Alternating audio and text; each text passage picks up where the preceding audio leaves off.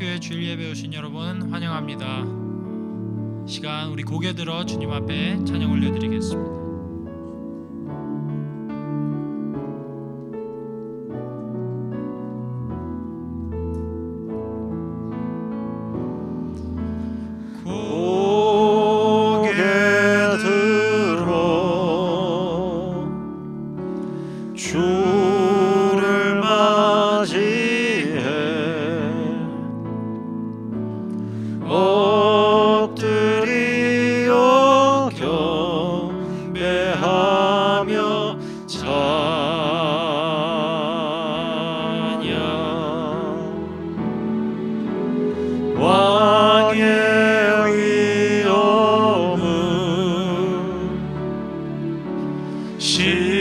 신령과 진정한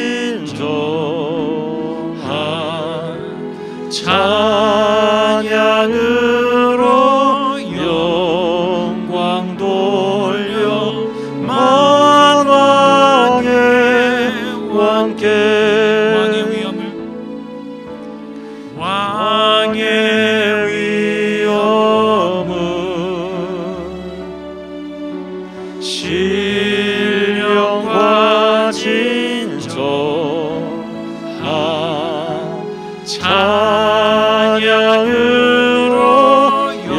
영광 돌려 만왕의 왕께.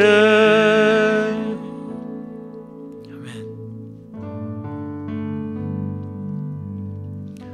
우리 시간이 예배를 통해서 우리 삶을 통해서 우리 모든 게 주님의 기쁨을 되기 원합니다. 우리 삶이 우리의 모든 생활 속에 주님의 기쁨이 되는 우리 되기를 간절히 원합니다. 그래서 우리 함께 우리 마음으로 고백하며 찬양하겠습니다.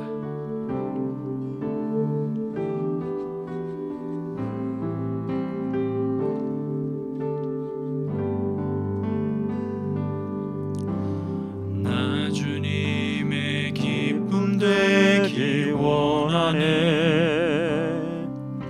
내 마음을 새롭게 하소서. 새 부대가 되게 하여 주사 주님의 빛 비추게 하소서. 내가 원하는 한 가지 주님의 기쁨이 되는 것. 내가 원하는 한 가지 주님의 기쁨이 되는 것. 다시 한번 나 주님의 기쁨이 나 주님의 기쁨 되기 원하네. 내 마음을 새롭게 하여 주소서. 내 마음을 새롭게 하소서. 새 부대가 되게 하여 주사 주님의 빛 비추게 하소서. 내가 원하는 한 가지 주님의 기쁨이 되는 것. 내가 원하는 한 가지 주님의 기쁨이 되는 것. 겸손히 내 마음 드립니다. 겸손히 내 마음 드립니다. 나의 모든 것 받으소서. 나의 마음 깨끗게 씻어주소서. 나의 마음 깨끗게 씻어주사 주의 길로 향하게 하소서. 내가 원하는 한 가지 주님의 기쁨이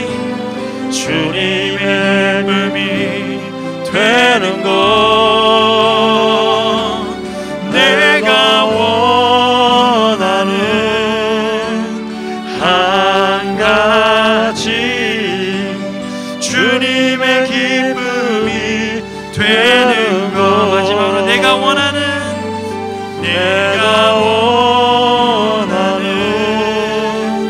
한 가지 주님의 기쁨이 되는 것 내가 원하는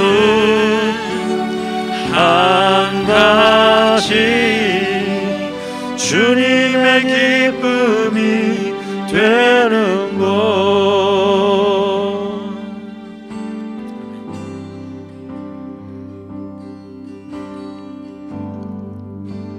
깨끗한 손 주옵소서 주님만 높여드리기 원해 정결한 마음 주옵소서 주님만 높여드리기 원해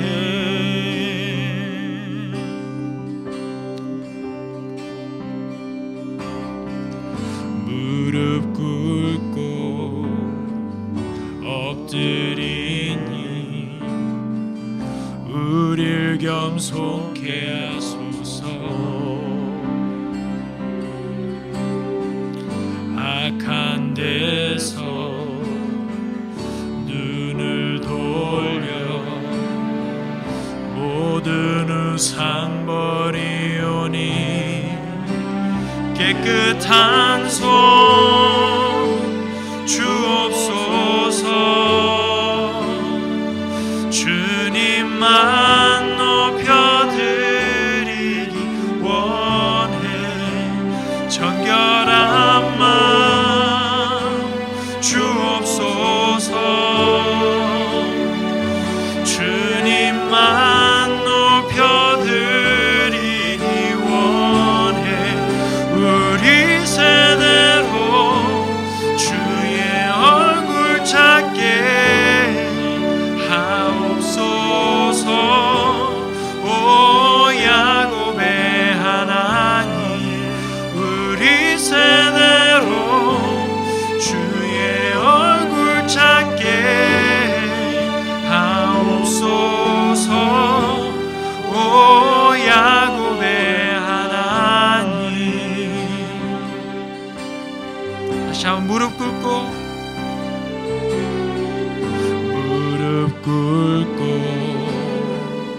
엎드리니 우릴 겸손케 하소서 악한 데서 눈을 돌려 모든 우상 버리오니 깨끗한 손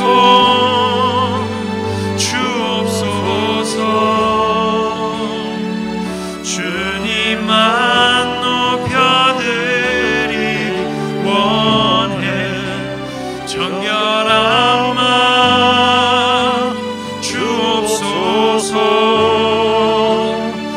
주님만 높여드리기 원해 깨끗한 손 주옵소서 주님만 높여드리기 주님만 높여드리기 원해 정결한 마음 주옵소서 주님만 높여드리기 원해 우리 세대로 주의 얼굴 찾게 하옵소서 오 야곱의 하나님 우리 세대로 주의 얼굴 찾게 하옵소서 오 야곱의 마지막으로 우리 세대로 주의 얼굴 찾게 하옵소서 오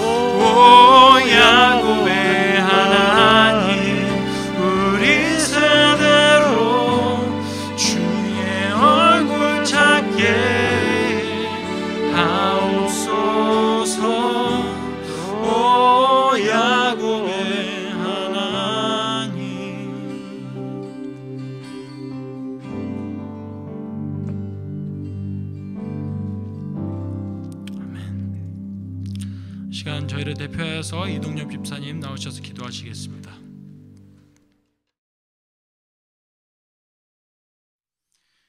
다 같이 기도드리겠습니다. 한 주간이 지나가고 또 새로운 한 주간이 시작되는 주님의 날입니다. 하나님이 기억하고 거룩한 날로 지키라고 명령하신 그 하나님 말씀의 명령을 따라 비록 대면 예배는 아니지만 비대면 예배로 한자리에 모였습니다. 저희들 여기까지 오게 하여 주시고 지켜주심을 진심으로 감사드립니다. 이 지구촌 어디를 가나 코로나 바이러스로 인해 모임이 금지되고 또 우리의 일상적인 삶의 많은 제한 때문에 지구촌이 몸살을 앓고 있고 우리의 경제적인 삶이 제한되기 때문에 성도님들의 경제적인 어려움과 고통이 가중되고 있는 현실입니다. 주님, 저희 인생의 가정의 교회의 주인됨을 다시 고백하며 이 어려운 시기에 하나님을 바라보며 주님 주신 말씀과 기도의 삶을 통하여 이 힘든 시기를 이겨나가게 하여 주시옵소서. 이 코로나 바이러스를 통한 이 어려움이 저희를 돌아보게 하여 주시고 회개하게 하여 주시고 하나님 앞에 바로 서는 전화위복의 기회가 될 수 있는 축복의 기회가 될 수 있도록 인도하여 주시옵소서. 지금까지 성산교회를 지켜주신 아버지 하나님 감사드립니다. 특별히 2021년에는 영감을 따라 행하라는 표를 정했습니다. 하나님이 주인 되는 삶을 통해 주님 주신 말씀을 따라 성령의 인도하심으로 성산교회 성도님들의 삶이 더욱 풍성하게 하여 주시옵소서. 세워주신 정윤달 목사님에게 하나님의 기름 부으심이 충만하게 하여 주시고 이 힘든 시기에 하나님의 양떼를 잘 인도할 수 있는 지혜와 능력을 부어 주시옵소서. 협력하시는 부교육자님들과 교회의 지도자들에게도 하나님의 능력을 더하여 주셔서 마귀의 권세가 무너지고 하나님의 나라가 날마다 임하는 성산교회 되게 하여 주시옵소서. 마귀의 권세가 역사하는 이 세상은 태어나서 저희가 하나님의 품에 안기는 그 순간까지 눈물과 고통의 연속인 것을 저희는 알고 있습니다. 기근과 전쟁과 질병과 수많은 불평등이 아담의 타락 이후부터 지금까지 있어왔고 앞으로도 있을 것입니다. 아버지 하나님, 영감의 엘리야조차 좌절 속에서 자신의 생명을 거두어달라고 기도하였고 베드로조차 주님의 죽으심으로 낭망하고 있을 때 우리 주님 그 죽음과 그 좌절과 아픔 속에 나타나셔서 책망하지 아니하시고 내 양을 먹이고 내 양을 치고 아버지 하나님 또 내 양을 먹이라는 이 말씀을 하셨습니다. 아버지 하나님, 서로 기도하고 위로하는 성산교회 되게 하여 주시옵소서. 아버지, 무엇보다도 코로나로 인한 집단 감염의 확산가 조금 꺾였지만 그 기세가 여전히 무섭습니다. 하루속히 백신과 치료제가 보급되게 하여 주시옵소서.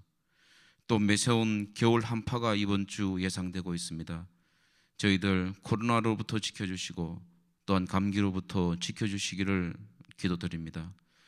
오늘 단상에 세우신 우리 정윤달 목사님 말씀의 능력을 더하여 주셔서 그 말씀을 통해 저희들 은혜 받고 그 은혜가 저희들의 넘쳐나서서 새 힘 받고 치유되는 이 주일 말씀 시간 되게 하여 주시옵소서. 언제나 우리 함께 하시는 우리 예수 그리스도의 이름으로 기도드렸습나이다. 아멘.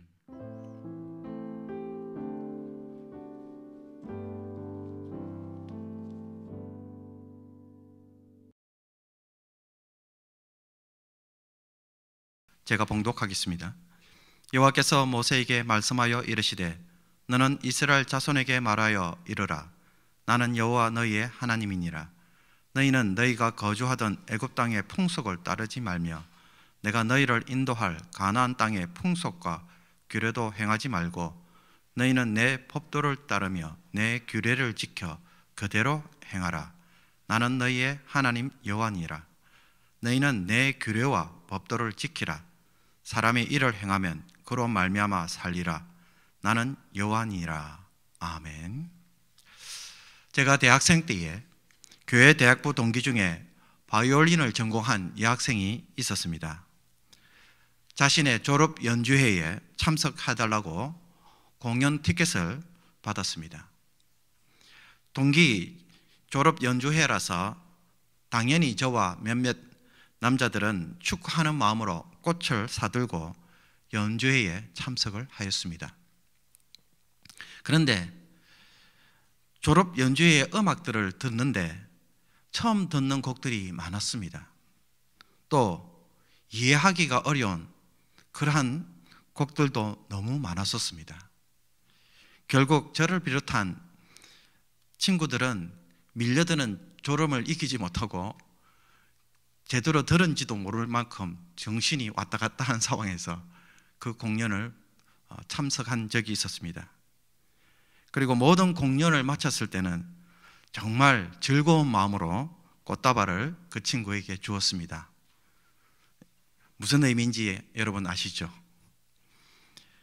2월 성경 듣기에 레위기가 있습니다. 레위기가 바로 이러한 것 같습니다. 누가 그런 말을 했습니다. 레위기는 나의 인내심을 테스트하는 유일한 성경책입니다. 조금만 읽어도 금방 지루해질 뿐만 아니라 읽어도 잘 이해되지 않는 것이 레위기입니다. 심지어 이것을 해야만 한다 라고 하는 수많은 의무와 계명과 규례들이 있어서 이것을 읽고 있으면 너무너무 힘이 드는 것입니다. 그래서 레위기는 읽으면 즐거운 책이라기보다는 일종의 고문에 가깝다라고 하는 생각이 절로 듭니다. 그러나 레위기는 이스라엘 어린이들이 태어나서 제일 먼저 배우고 접하는 아주 중요한 책입니다. 그 이유는 이 책이 이스라엘 백성으로 하여금 이스라엘 백성으로 만들어주는 책이기 때문입니다. 하나님의 백성으로 온전케 해주고 또 세상 사람들로부터 구별해 주는 것이 바로 이 레위기 말씀이기 때문입니다. 십계명에서도 이미 언급을 했습니다마는 이스라엘 백성들이 출애굽을 한 후 시내산에 도착했을 때에 모세는 산에 올라가 제일 먼저 하나님부터 십계명을 비롯한 율법을 받고 그 다음에 또 무엇을 받습니까? 성막 제작에 대한 계명을 받습니다. 그런 후에 내려와서는 언약식을 하고 성막을 만듭니다. 출애굽기에 이 내용은 성막을 만드는 내용으로 끝이 납니다. 성막은 하나님이 이스라엘 백성들 가운데에 임재하시며 만나는 장소입니다. 하나님이 다스리는 보좌인 동시에 하나님이 거주하시는 집인 것입니다. 당시에 이스라엘 백성들은 광야에서 순례의 길을 걷고 있었기 때문에 하나님의 집도 이스라엘 백성들처럼 어떻게 만들어야 되겠습니까? RV 차량처럼 모바일용으로 만들어졌습니다. 그래서 이 성막이라고도 하지만은 다른 말로 하면은 천막이라고도 하는 이유가 바로 여기에 있고, 이스라엘 백성들이 모여서 예배를 드리는 장소니까는 모일 회자에 천막이라는 말을 써서 회막이라 또 그렇게도 말하는 것입니다. 그렇다면 성막을 제작한 후에 남은 일이 있다면 그것이 무엇이겠습니까? 가령 여러분이 캠핑카를 샀다고 한다면 제일 먼저 하는 일은 캠핑카를 어떻게 사용하는지를 배워야 할 것입니다. 캠핑카를 활용하는 법을 모른다면 캠핑카가 있으나 마나한 일이지 않겠습니까? 성막도 마찬가지입니다. 성막 활용법, 성막을 사용하는 이 지침서가 필요합니다. 그래서 출애굽기 다음에 무엇이 올 수밖에 없습니까? 성막 활용법, 그걸 설명해 놓은 레위기스가 출애굽기 다음에 등장하는 것입니다. 성막에서 제사장들이 어떤 종류의 제사를 드려야 하는가? 성막에서 하나님을 만나려고 한다면 무엇을 준비해야 되는가? 어떤 절차를 따라서 해야만 하는가? 또 거룩하신 하나님을 만나려고 한다면 이스라엘 백성들이 그냥 가면 되겠습니까? 자신을 성별케 해야 됩니다. 거룩하게 만들어줘야 됩니다. 모든 부정에서 자기를 정결케 하는 그것이 필요합니다. 그걸 어떻게 해야 되는가? 여기에 대한 설명이 필요하죠. 또 이렇게 하나님을 만난 후에 이스라엘 백성들은 이제 어떻게 살아야 되겠습니까? 거룩하게 살아야 됩니다. 여기에 대한 답들이 바로 레위기가 풀어내는 내용들입니다. 그러므로 이스라엘 백성들의 예배와 거룩한 삶에 대한 지침들을 배우지 않는다고 한다면은 이스라엘 백성이 될 자격이 있겠습니까? 없게 되는 것입니다. 이스라엘 백성들에게 예배와 삶에 대한 이러한 자세한 지침이 필요한 이유는 사실 하나님이 거룩하기 때문입니다. 거룩하신 하나님을 만나기 위해서는 이스라엘 백성들은 반드시 무엇이 필요합니까?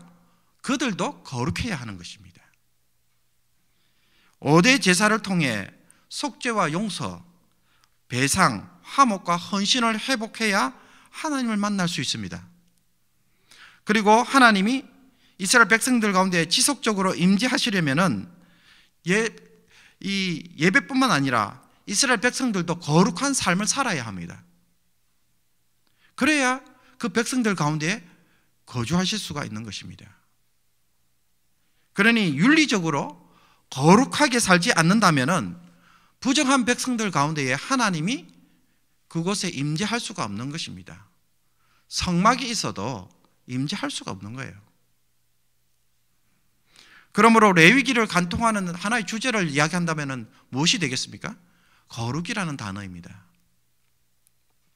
이스라엘 백성들이 어떻게 해야 거룩한 백성이 될 수 있는지를 제대로 가르쳐주는 책이 바로 레위기입니다.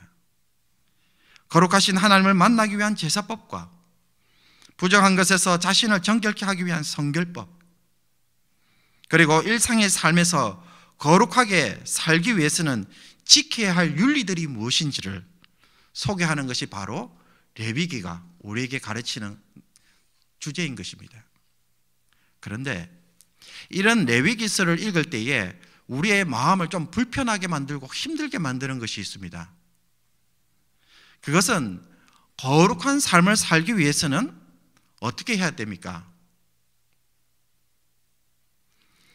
반드시 하나님이 지정하신 제물과 절차와 방식과 그 윤리를 따라서 행해야만 한다는 것입니다. 전적으로 하나님의 법에 따라서 해야 되지, 내가 하고 싶은 방법이나 내가 예배 드리고 싶을 때나 혹은 이렇게 하면은 더 좋은 예배가 되겠다라고 한다든지, 하나님 내가 이번에는 양이나 염소가 아니고 사냥해서 이 호랑이, 아주 큰 호랑이를 한 마리 잡았는데 이걸 하나님께 좀 드리고 싶습니다 라고 한다면 되겠느냐 이게요. 하나님은 절대로 안 된다고 이야기합니다. 그러므로 이스라엘 백성들에게 거룩이라는 것은 무엇이라고 생각하십니까? 이스라엘 백성들에게 거룩이라는 것은요, 엄숙한 분위기를 잡고 근엄하게 행동하는 것이 아닙니다. 예배를 드릴 때에 전자 올겐을 쓰거나 혹은 파이프 오르간을 해서 아주 무게 있게 조용히 침묵 가운데서 쫙 드리는 그런 게 아닙니다. 거룩은요, 뭐 할 때 이루어집니까? 하나님이 말씀하신 그대로, 하나님 말씀하신 그 율법에 따라서 그대로 행할 때에 거룩한 것입니다. 여러분, 거룩이라는 것은 추상적인 단어가 아닙니다. 내가 거룩하게 산다, 그거는 하나님이 만들어 놓은 그 절차와 과정, 그 방식대로 전적으로 따르는 것입니다. 그러니 이스라엘 백성의 삶은 무엇에 기초하고 있습니까? 하나님이 말씀하신 법에 다 기초하고 있습니다. 예배를 드릴 때도 하나님 말씀하신 율법을 따라서, 자신을 성결케 하기 위해서도 하나님 말씀하신 율법의 성결법을 따라서, 또 내가 세상에서 살아가고 이스라엘 백성들 가운데 살아가고 또 1년을 한 해를 보낼 때에 또 내 마음대로 삽니까? 절기를 따라서 살아야 합니다. 그래야 그 사람은 거룩한 백성, 하나님의 백성이라는 타이틀이 주어지는 것입니다. 시편 19편을 보면 이것이 명확하게 드러납니다. 좀 길지만 제가 한번 읽어드리겠습니다. 하늘이 하나님의 영광을 선포하고 궁창이 그의 손으로 하신 일을 나타내는도다. 날은 날에게 말하고 밤은 밤에게 지식을 전하니 언어도 없고 말씀도 없으며 들리는 소리도 없으나 그의 소리가 온 땅에 통하고 그의 말씀이 세상 끝까지 이르르도다. 하나님이 해를 위하여 하늘에 장막을 베푸셨도다. 해는 그의 신방에서 나오는 신랑과 같고 그의 길을 달리기 기뻐하는 장사 같아서 하늘 이 끝에서 나와서 하늘 저 끝까지 운행하며 그의 열기에서 피할 자가 없도다. 여호와의 율법은 완전하여 영혼을 소생시키며 여호와의 증거는 확실하여 우둔한 자를 지혜롭게 하며 여호와의 교훈은 정직하여 마음을 기쁘게 하고 여호와의 계명은 순결하여 눈을 밝게 하시도다. 시인은 제일 먼저 하나님이 만드신 피조세계의 아름다움을 노래합니다. 하나님이 만드신 이 자연 법칙을 따라서 만물이 아름답게 흘러가는 것을 보고 하나님의 영광을 선포한다고 노래합니다. 그러다가 갑자기 7절부터는 뜬금없이 여호와의 율법을 노래합니다. 여호와의 율법은 완전하여 영혼을 소생시키며. 왜 그럴까요? 시인이 바라본 세상은요, 뭐로 가득 찼습니까? 하나님의 법으로 가득 찼습니다. 그래서 이 세상 만물도 자기 마음대로 살아가느냐? 아니더라는 거예요. 하나님이 만드신 이 법을 따라서 운행되어지고, 그러다 보니까는 그것이 아름답게 드러나는데 그것을 하나님의 영광으로 바라본 것입니다. 그렇다면 인간에게는 무엇이 주어져 있습니까? 이스라엘 백성들에게는 무엇이 주어져 있습니까? 이방인들에게 없는 여호와의 율법이 주어졌습니다. 그러면 이 율법은 이스라엘 백성들로 하여금 어떤 것을 주는 것입니까? 하나님의 영광에 참여할 수 있도록. 그래서 그것은 무엇으로 만들어줍니까? 지혜롭게 하며 영광스럽게 만들며 의롭게 만들며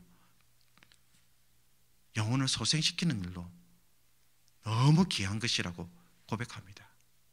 그러므로 이 시인이 바라보고 있는 세상은 어떤 세상입니까? 모든 것이 하나님의 법으로 가득 찼습니다. 이스라엘 백성들은 이 생각을 가지고 있었습니다.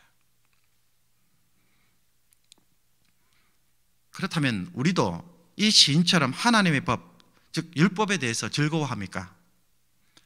솔직히 말하면 우리는 모든 것이 하나님의 법으로 되어 있다는 것에 대해서는 도리어 불편하게 여깁니다. 그것은 마치 우리의 자유를 제한하고 구속하는 것처럼 느껴집니다. 짐승들은 본능에 따라 살기 때문에 자연 법칙을 따르는 것에 있어서 아무런 문제가 없습니다. 그러나 인간은 자유의지가 있어서 맹목적으로 순종하는 것을 좋아합니까? 싫어합니까? 싫어합니다. 그래서 어떤 사람은 이런 말을 해요. 사람에게 주어진 이 자유가 바로 사람과 짐승을 구별하는 중요한 특징이라는 것입니다.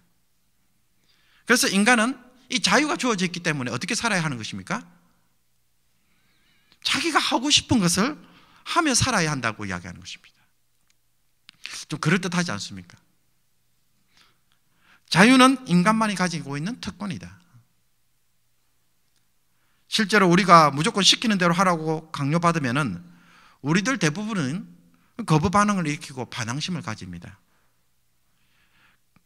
여러분, 그렇다면 이 자유는 우리가 하나님의 법에 따르지 않아도 된다는 것을 보여주는 선물입니까? 그렇지 않습니다. 우리의 현실을 자세히 한번 돌아보십시오. 현재 지구온난화로 인해 전 세계의 여러 나라들이 모여서 기후협약이라는 것을 만들었습니다. 불을 태워서 이산화탄소가 배출되는 이 화석 연료를 너무 많이 사용하여서 이산화탄소가 많이 배출되고 이로 인해 지구가 점점 더워져 간다는 것입니다. 지구가 점점 더워져 가면 어떤 일들이 일어납니까?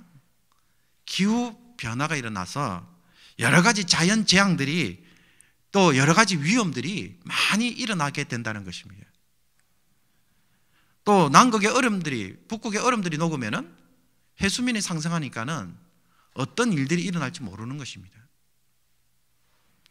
인간이 하고 싶은 대로 살면은 어떤 결과가 주어지느냐? 인간의 욕망을 브레이크 걸지 않으면은 어떤 일들이 일어나는지 우리가 우리 삶의 주변에서만 봐도 분명히 일어납니다. 결코 인간을 자유롭게 해주거나 인간을 인간답게 만들어주거나 인간을 행복해 주는 것이 아닙니다. 언젠가도 말씀드린 적이 있습니다. 우리 학생들을 보면, 또 우리가 젊은 날에 학생 시절 때도 돌아보면 똑같습니다. 방학이 되어져서 마음대로 살면 어떻게 됩니까? 삶이 바로 세워집니까? 엉망진창이 되죠. 똑같습니다. 법보다 자유를 중요하게 여기면 우리의 삶이 위협받습니다. 하나님의 법을 지키면 보존이 되지만은 거부를 하면은 피해와 파괴가 일어납니다. 그러므로 하나님의 법은 인간의 생존과 결부되어 있습니다. 시편 19편에서 시인이 이미 고백한 것처럼 여호와의 율법은 완전하여서 영혼을 소생시키는 힘을 가지고 있습니다.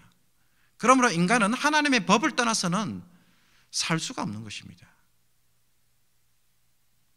그렇다면 우리에게 이런 질문이 듭니다. 하나님의 법을 이렇게 정해놨다면 우리가 짐승들처럼 본능적으로 따라 순종할 수 있도록 만들어 주셨으면 얼마나 좋겠습니까? 그런데 왜 우리에게 자유를 주셔서 범죄하도록, 넘어지도록 만드십니까?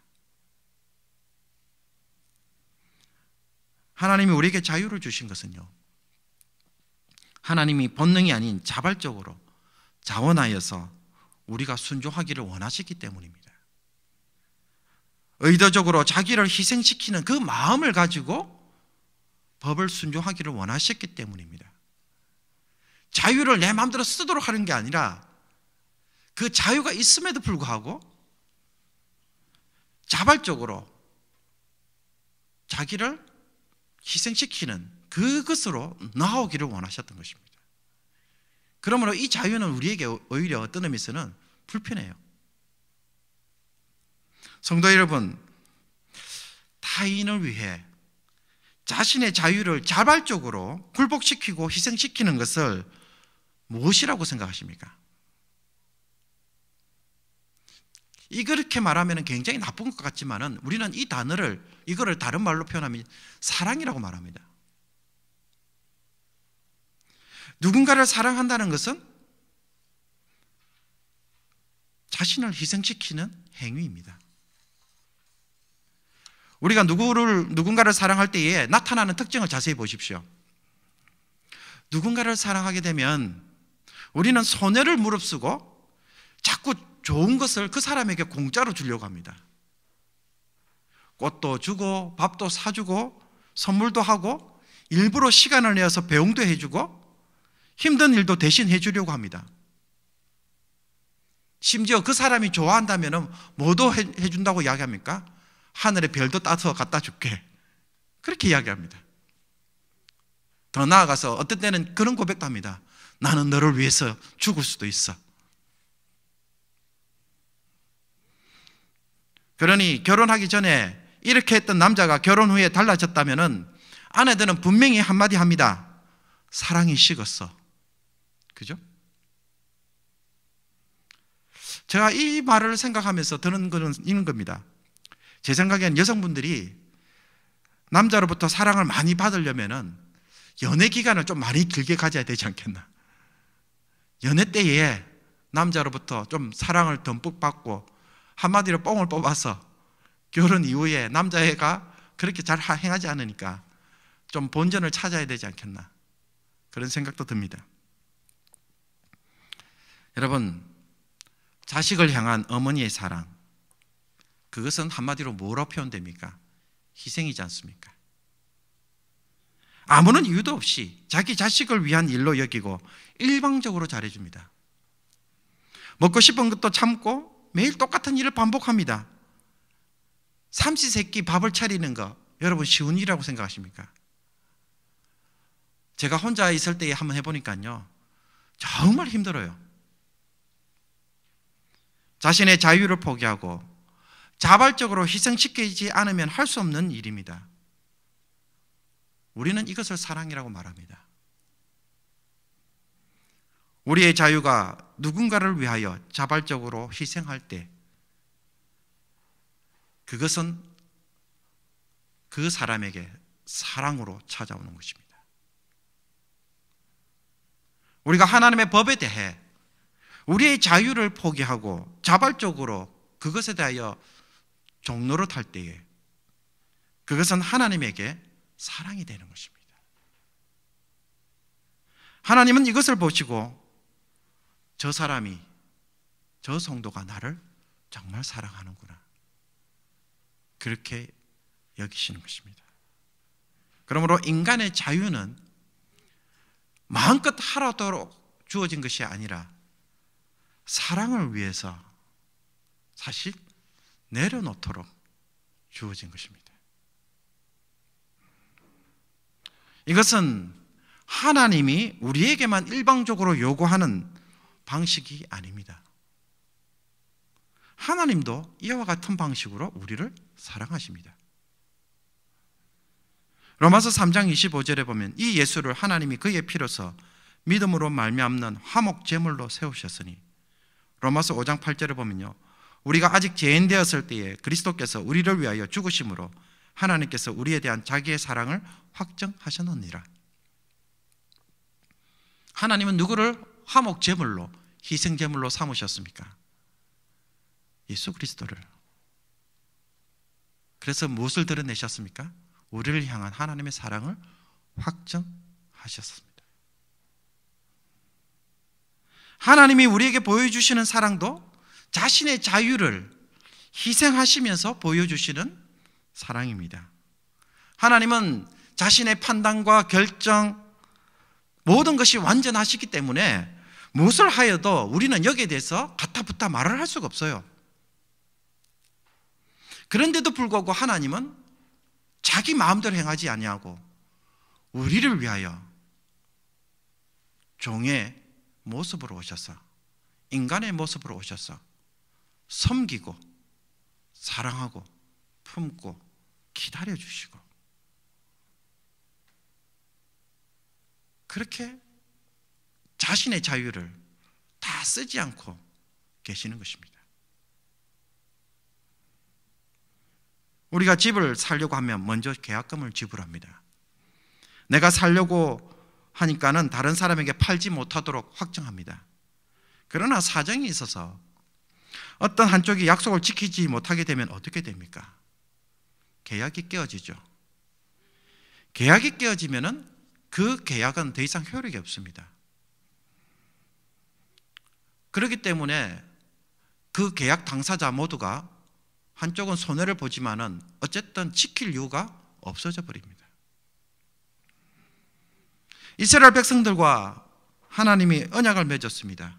그러나 이스라엘 백성들이 불순종함으로 언약이 깨어졌습니다. 그렇다면 하나님의 입장에서 그 언약은 어떤 의미입니까? 더 이상 언약에 집착할 이유가 없습니다. 지켜야 할 이유가 하나도 없습니다. 이스라엘이 깨어뜨렸기 때문입니다. 그러나 하나님은 어떻게 역사 속에서 행하십니까? 혼자 언약을 지켜가고 계십니다. 이스라엘 백성들이 언약의 복을 누리도록 다시 초청하고 다시 언약을 맺고 또 갱신하면서 그 언약 안에 다시 들어오도록 하나님은 계속 약속을 맺으면서 지금까지 지내오셨습니다. 옆에서 보면요, 누가 갑입니까? 하나님이 갑입니까? 아닙니다. 이스라엘이 갑이로 보이고요, 하나님의 을의 입장에서 마치 종로를 타는 것처럼 보입니다. 여기에 하나님의 자유가 있습니까?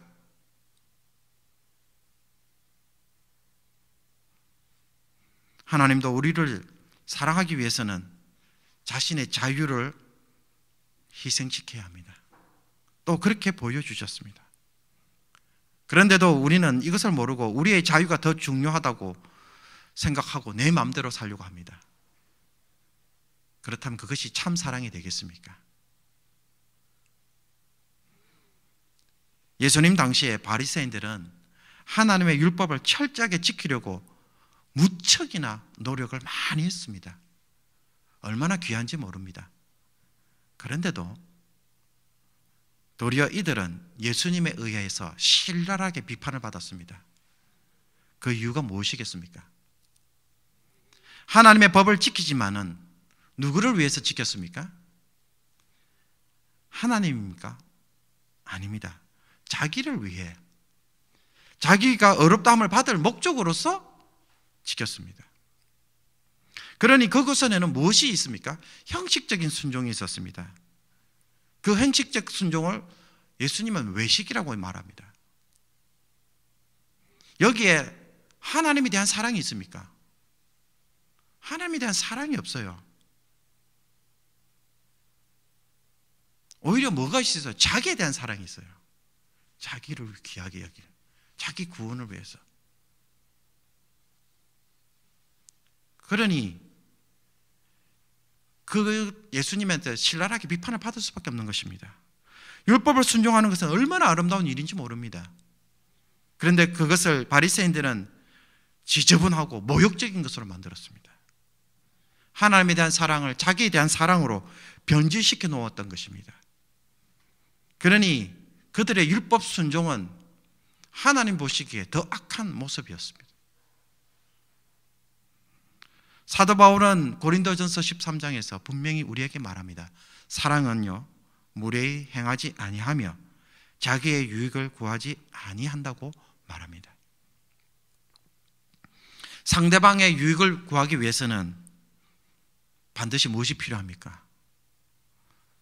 나의 유익을 포기해야 합니다. 그래야 사랑이 되는 것입니다. 어릴 때 제 딸은 집에만 오면 제일 먼저 반겨주는 사람이었습니다. 달려와서 허그를 하고 제 볼에 뽀뽀를 해주었습니다. 그러나 이제 대학생이 된 딸에게 옛날처럼 그렇게 해달라고 하면 해줄까요? 해주지 않습니다. 본인이 정말 아쉬운 일이 없는 한 잘 안 해주더라고요. 그런데도 제가 옛날처럼 집에 들어갈 때 그렇게 해달라고 제 딸에게 강요를 한다면 여러분, 그것은 사랑일까요? 아무리 좋은 것이라도 그건 사랑이 될 수가 없습니다. 그 아이가 원하는 표현 방식을 맞추고 사랑해 줄 것을 요구해야 합니다. 그래야 그것이 참 사랑입니다. 그 사람의 방식에 맞추지 않는 한 그것은 사랑이 될 수가 없는 것입니다. 사랑하는 성도 여러분, 저는 우리 성도님들이 레위기를 읽을 때에 레위기에 기록된 이 모든 율법들에 대해서 이제는 좀 새로운 의미로 찾아봤으면 참 좋겠습니다. 우리의 자유를 제한하고 구속하며 괴롭게 하는 지루한 계명들이 가득 들어있는 책이 아니라 이 책은 정말로 달콤한 사랑의 노래가 되는 그러한 책으로 좀 바라볼 수 있기를 원합니다. 아니, 아무래도 그렇지 어떻게 율법이 꿀송이보다 더 달 수가 있나라고 말할 수 있겠지만, 여러분, 하나님을 사랑한다는 것은 나의 자유를 제한하고 하나님의 법에 자발적으로 순종하는 것입니다. 그 사랑이 우리를 거룩하게 만들고요, 그 사랑이 우리를 어렵게 만들고요, 그 사람이 우리의 영혼을 서생케 만들고요, 그 사랑이 나를 살리고요, 그 사랑이 나에게 복을 가져다 줍니다. 그러니 이 율법이 얼마나 달콤합니까? 이거를 우리가 레위기서를 통하여 발견할 수 있기를 원합니다. 레위기에 나와 있는 수많은 일방적인 하나님의 법들은 분명 나의 자유를 제한합니다. 그래서 불편하고 부담스럽고 거부감을 주기도 합니다. 그러나 우리가 여기에 대하여 자발적으로 순종하게 된다면 그것은 우리가 하나님을 사랑하는 법이 됩니다. 하나님은 우리를 인하여 기뻐하시는 일이 됩니다. 또한 우리가 이런 일을 행할 때에 하나님도 우리를 사랑하시는 은혜로 찾아옵니다. 여호와의 율법은 사람으로 하여금 거룩하게 만들고 온전하게 하며 지혜롭고 의롭게 만들어주는 일을 우리 가운데서 행하시기 때문입니다. 여러분, 이것이 무엇이라고 생각하십니까? 하나님이 우리를 사랑하시는 모습입니다. 우리로 인하여 기뻐하시고 복 주시는 모습입니다. 너희는 내 규례와 법도를 지키라. 사람이 이를 행하면 그로 말미암아 살리라. 하나님은 율법을 통해 나를 살리려고 합니다. 그러므로 우리가 다시 한번 이 레위기를 읽고 묵상할 때에 이 수많은 계명들이 이제는 나를 거룩하게 만들며 하나님과 사랑에 빠지는 달콤한 노래가 될 수 있기를 주님의 이름으로 축복합니다. 기도하겠습니다. 하나님 아버지, 하나님이 우리에게 주신 율법은 우리를 힘들게 하는 것이 아니라, 우리의 멍해가 되는 것이 아니라, 그것으로 인하여서 우리가 하나님을 사랑하는 법을 배우고 또 그것을 통하여 우리가 하나님의 사랑을 입는 길임을 깨닫게 하여 주시옵소서. 하나님, 이 말씀을 통하여서 우리가 정말 이제는 하나님을 제대로 사랑할 수 있는 성도들이 되게 하여 주시옵시고, 내 마음대로 내 욕망대로 살아가는 곳에서 하나님 행복을 찾고 의미를 찾는 것이 아니라 율법을 통하여 하나님을 사랑하고 사랑받는 그 삶을 누림으로써 이 세상에서 참으로 하나님의 백성으로 제대로 살아가는 귀한 성도들 다 되게 하여 주시옵소서. 레위기를 읽고 묵상할 때마다 성도들에게 눈이 열려지게 하여 주옵소서.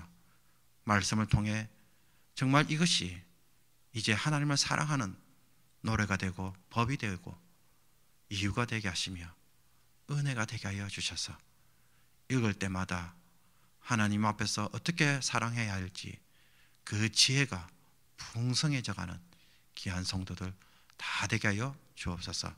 이 모든 것 우리 주 예수 그리스도의 이름으로 기도하옵나이다. 아멘.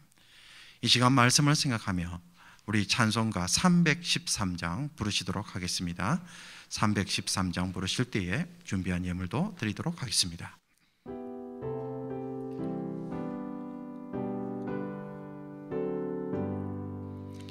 내 임금 예수 내 주여, 이제 이리 주님 앞에 안오는 은혜 받고서 내 생명 모두 드리오니 그 풍성하신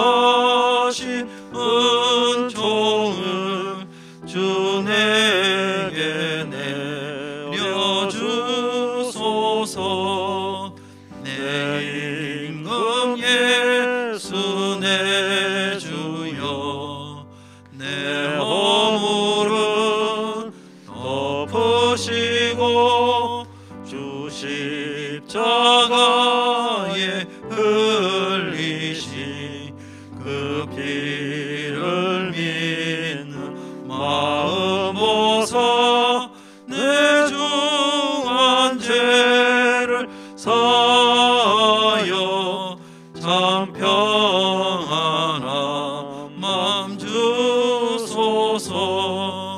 내 임금 예수 내 주여, 주 은혜에 감격하여 한없는 감사 찬송을 내 주님 앞에 드리오며 내 마음과 정성 다하여 늘 기뻐하며 살리라. 내 임금 예수 내 주여, 이 마음과 이 천하모 그 법의 피로 합주고 주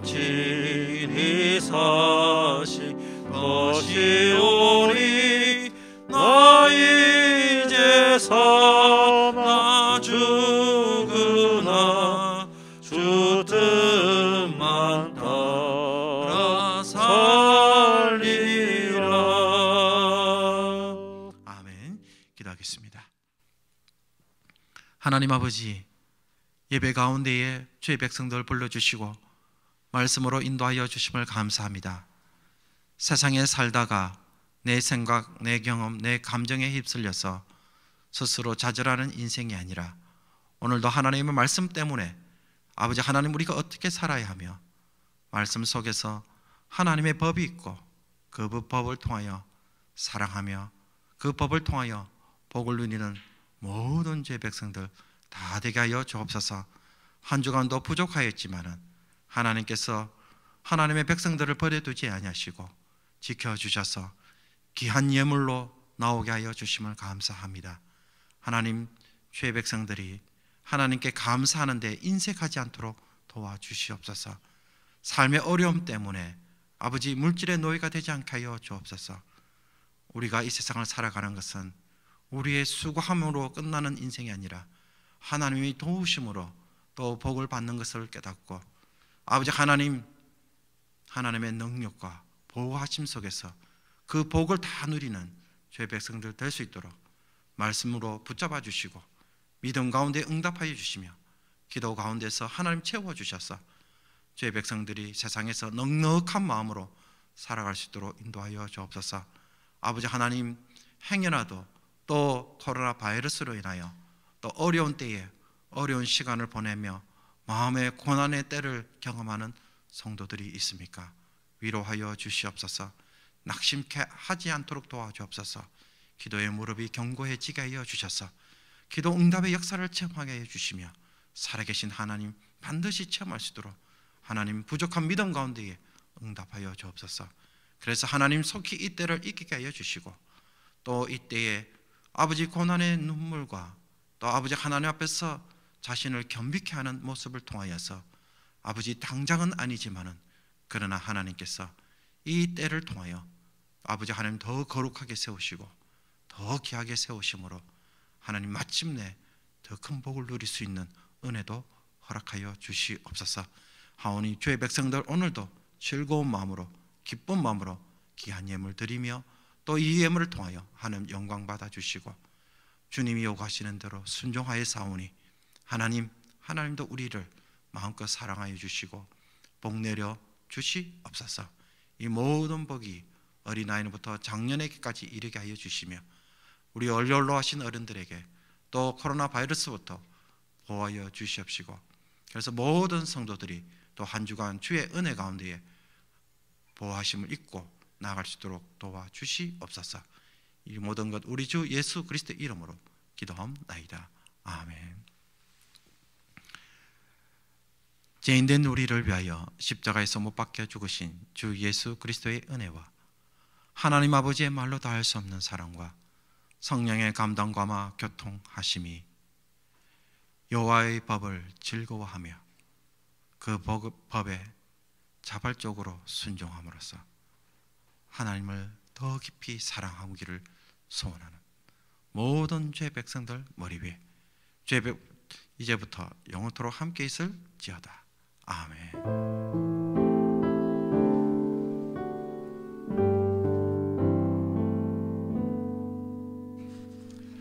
교회 소식 몇 가지를 알려드립니다.